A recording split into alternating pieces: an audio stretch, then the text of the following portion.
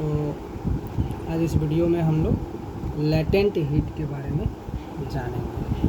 ठीक है, latent heat क्या होता है, बहुत ही इम्पोर्टेंट है ये आपका, बहुत ही इम्पोर्टेंट वीडियो ये है। Latent heat for class 9।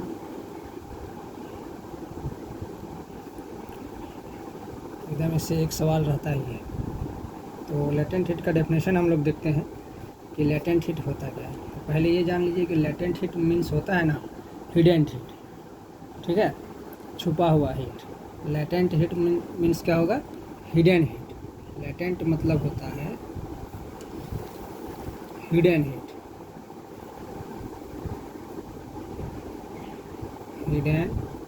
Hidden heat.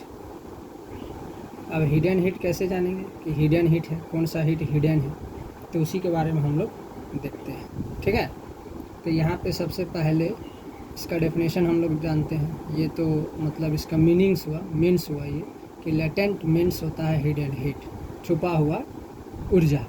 ठीक, छुपा हुआ ताप, सॉरी छुपा हुआ ताप, ऊर्जा नहीं, छुपा हुआ ताप, उष्मा जिसको हम लोग बोलते हैं, छुपी हुई उष्मा। अब जैसे इसका डेफिनेशन में हम देखेंगे कि यहाँ पे आएगा कि the heat energy which has to be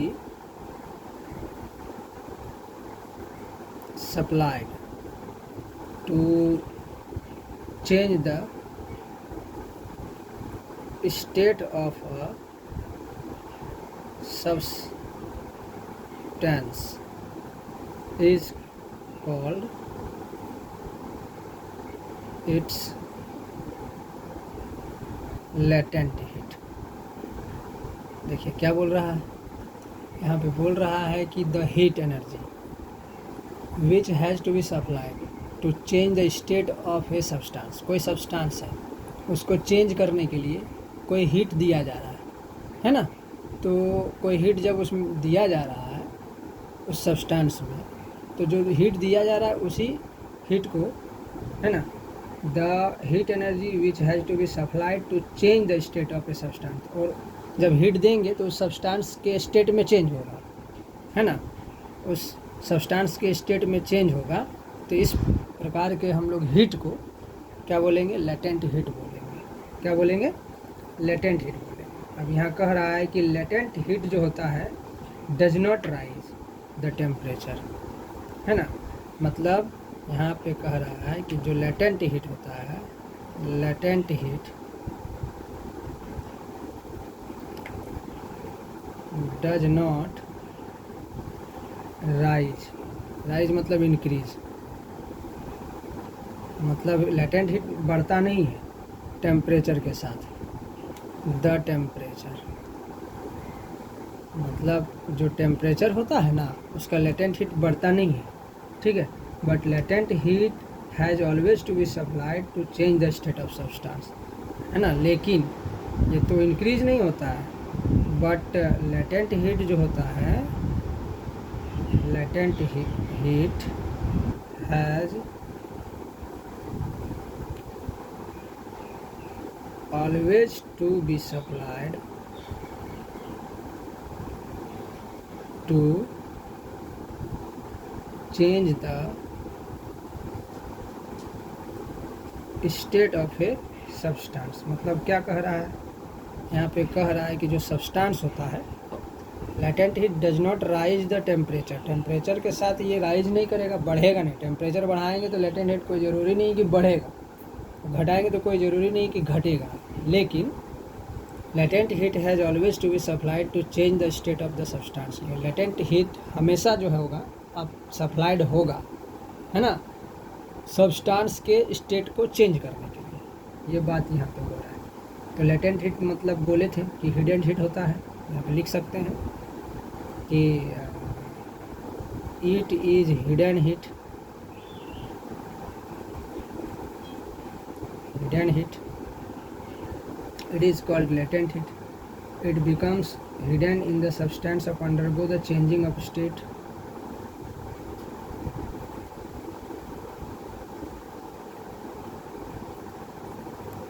It is hidden heat हुआ। यहाँ पे कहा जा रहा है कि it is heat and heat, so the latent heat cannot be detected by thermometer। अब हम लोग इसको थर्मोमीटर में डिटेक्ट नहीं कर सकते हैं, इस लेटेंट हीट को हम लोग थर्मोमीटर में भी डिटेक्ट नहीं कर सकते हैं, ये जान लीजिए। समझ गए?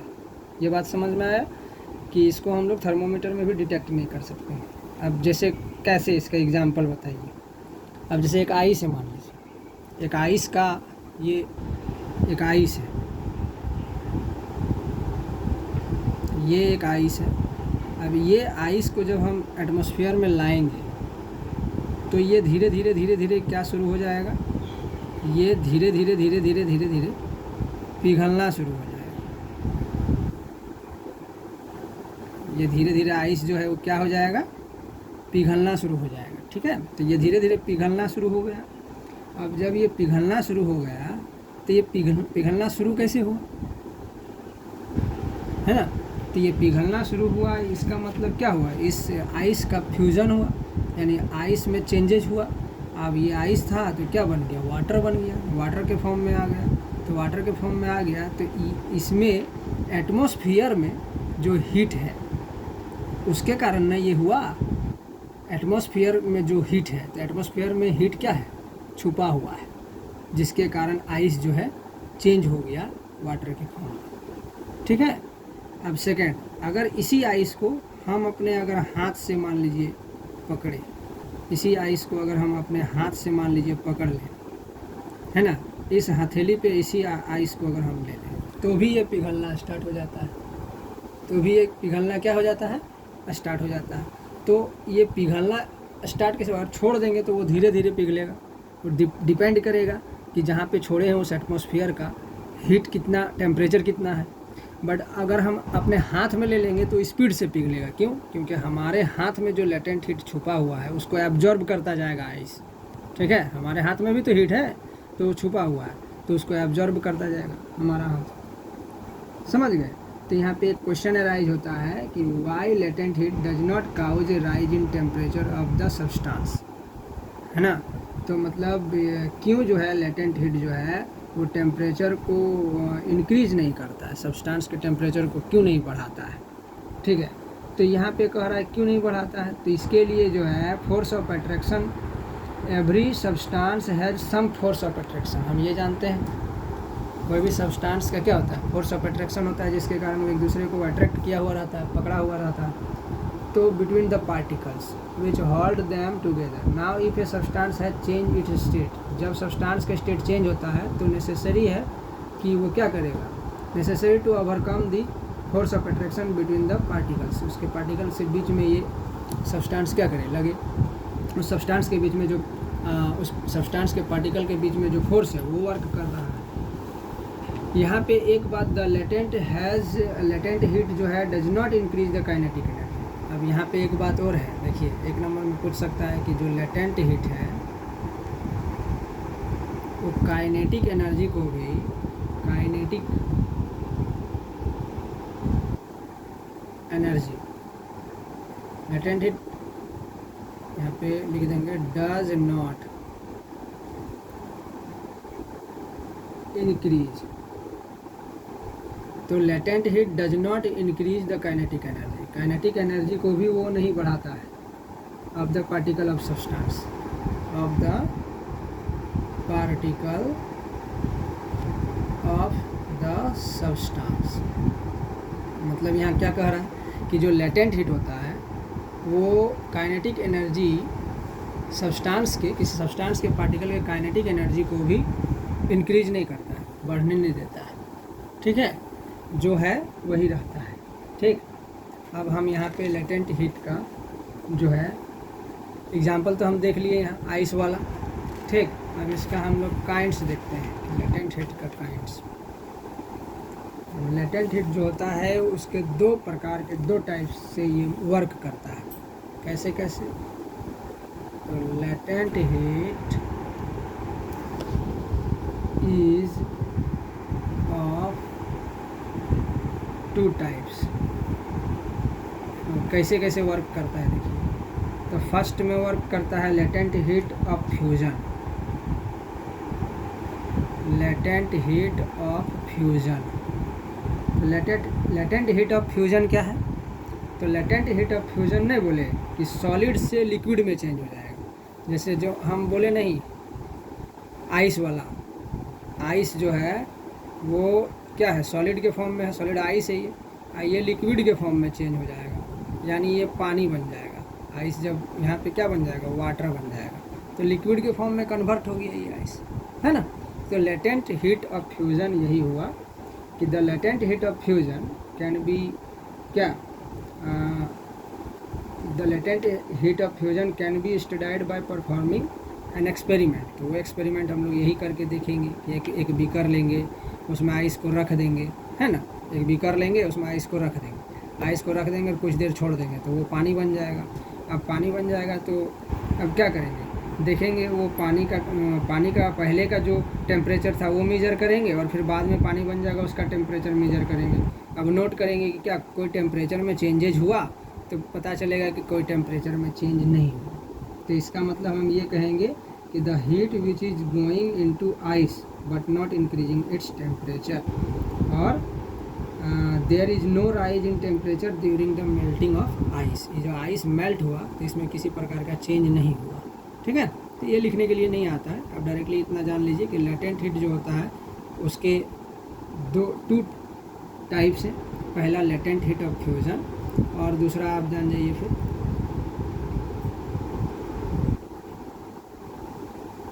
Latent heat of वेपोराइजेशंस। दो प्रकार का वेपोराइजेशन से मतलब यहाँ लेटेंट हीट ऑफ फ्यूजन मतलब क्या हुआ, सॉलिड जो है वो वाटर के फॉर्म में आ गया, लिक्विड के फॉर्म में आ गया। और यहाँ क्या है, लेटेंट हीट ऑफ वेपोराइजेशन मतलब सॉलिड जो है वो डायरेक्टली वेपोराइज्ड हो जाएगा। सॉलिड क्या हो जाएगा, डायरेक्टली वेपोराइज्ड हो जाएगा, या लिक्विड जो है गैस के फॉर्म में आ जाएगा। तो यहाँ लिक्विड जो है, ये लिक्विड जो है वो डायरेक्ट चेंज हो जाएगा गैस के फॉर्म में, है ना, गैस के फॉर्म में चेंज हो जाएगा। इसी को हम लोग वेपोराइजेशन से बोलेंगे। इसी को हम लोग क्या बोलेंगे, वेपोराइजेशन से बोलेंगे। क्या बोलेंगे, वेपोराइजेशन। तो यहाँ पे जो पूछने वाला चीज़ है आपके एग्ज़ाम में वो ये है, नोट करके हम इसको लिख देते हैं। पूछने वाला चीज़ है कि the heat which is going into ice but not increasing its temperature is the energy required to change the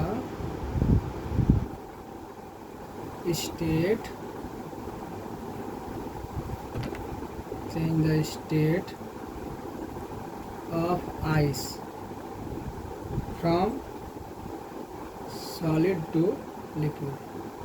liquid मतलब वाटर का। देखिए क्या लिखे हम, ये क्वेश्चन पूछेगा कैसे, देख लीजिए।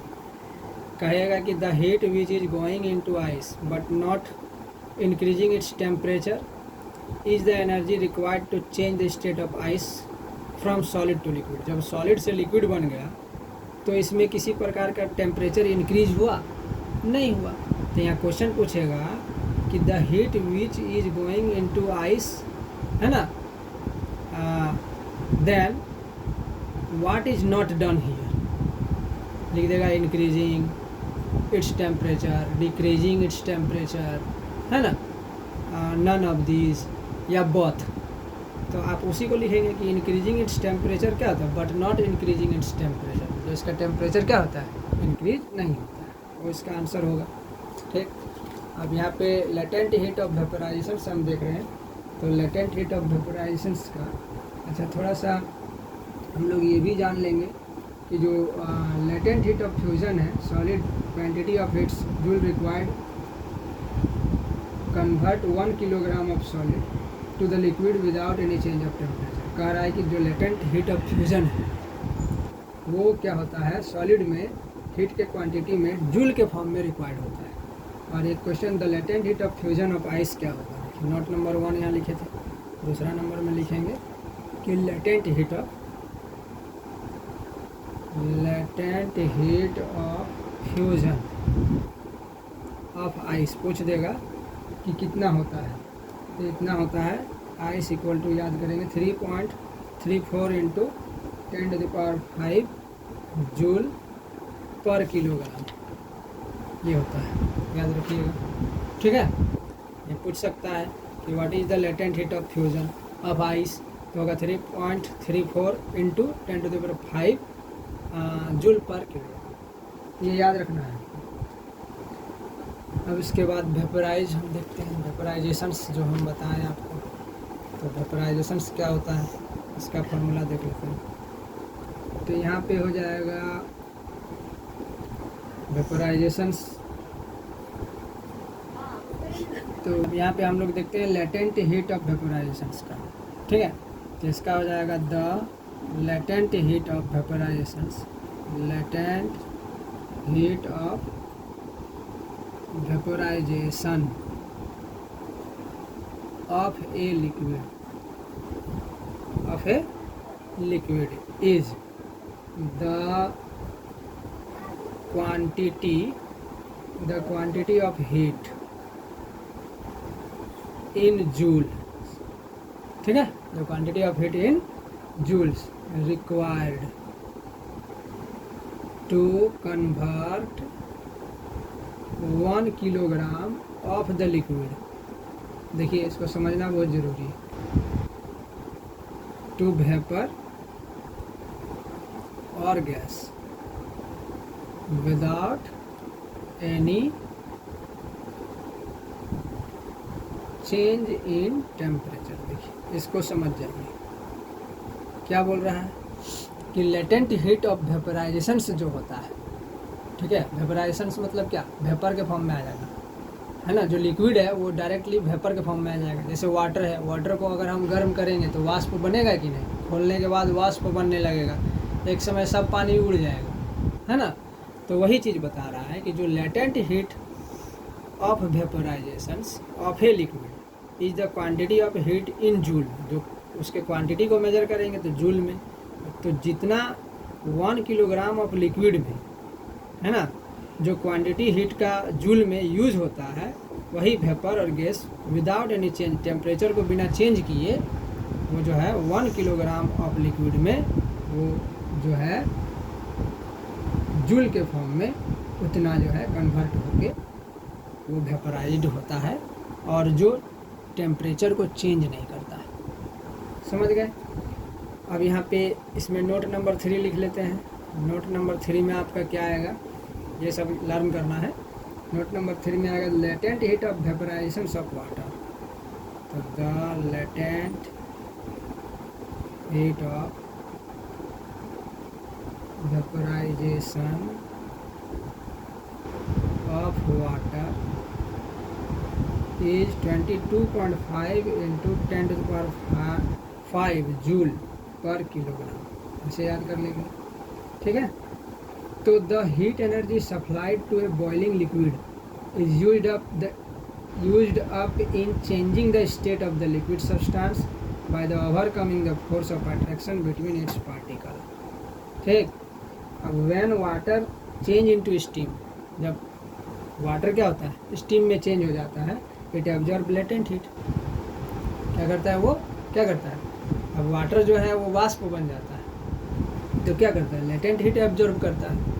बट व्हेन स्टीम कंडेंसेस, जब स्टीम क्या होता है, वाष्प फिर कंडेंस होता है ना, to form water, an equal amount of latent heat given out, तब equal amount of latent heat उसमें दिया जाता है। ठीक, समझ गए बात को ये।